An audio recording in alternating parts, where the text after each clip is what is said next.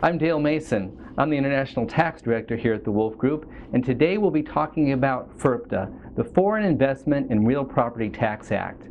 Who does this apply to? It applies to non-residents who sell real property in the United States for a sales price in excess of $300,000.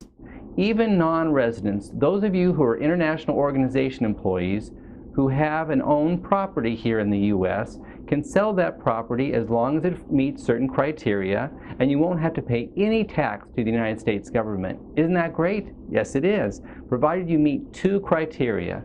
Number one is that you own the property. Number two is that you live in the property for 2 out of the last 5 years before you sell the property. If you do that, you can exclude up to $250,000 per person. That is, you and your spouse can both exclude $250,000 of gain from the sale of that real property on your income tax return. So most often, many times, people actually don't have any taxable gain from the sale of a principal residence. It's called the 121 exclusion for those of you who'd like to look it up in the Internal Revenue Code in case you want to fall asleep fast at night. Anyway, so how does this apply? Let's talk about a person who sells their principal residence for a gain of $400,000 and both spouses are international organization employees and non-residents in the United States.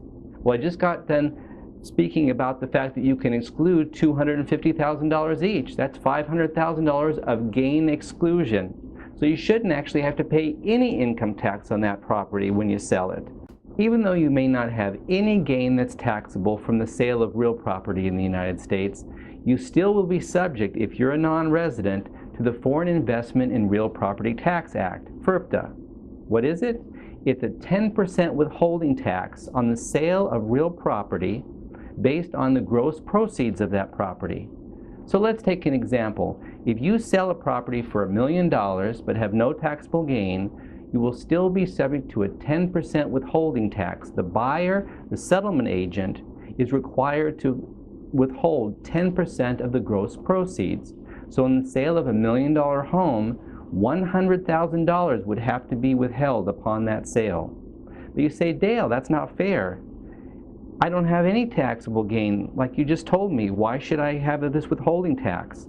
Well, the withholding tax is meant to protect the U.S. government in case you should just leave the United States and not pay the U.S. government. So what you have to do is one of two things in order to get your withholding tax back.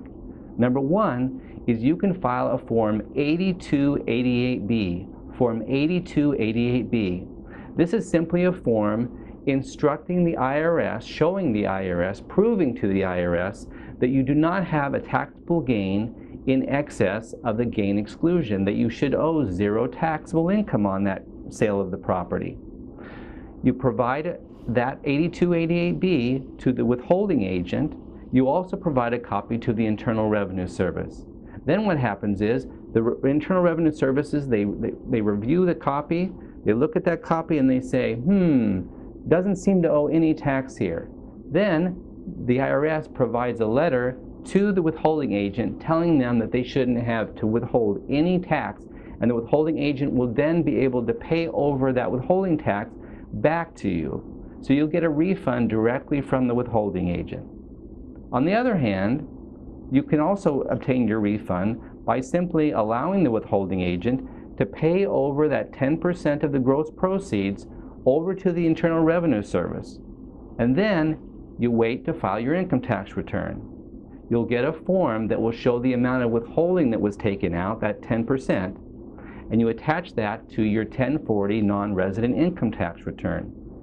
You show on that non-resident income tax return that you don't have any gain, or maybe you have a small amount of gain on your sale of your property, and the difference between the withholding that was taken through the FIRPTA withholding and the amount that you actually owe due to the tax on the gain or no tax on the gain from the sale of the property, you'll get a refund of the difference. But you'll have to wait to file your income tax return. So, when do you file the Form 8288B rather than waiting to file your income tax return for the year? Well, it really all depends. Everything in tax depends. If you sell your property early on in the year, let's say January, February, March, perhaps all the way up through September of the year, you probably want to file a Form 8288B. The reason for that is you can get your income tax withholding back sooner than filing an income tax return.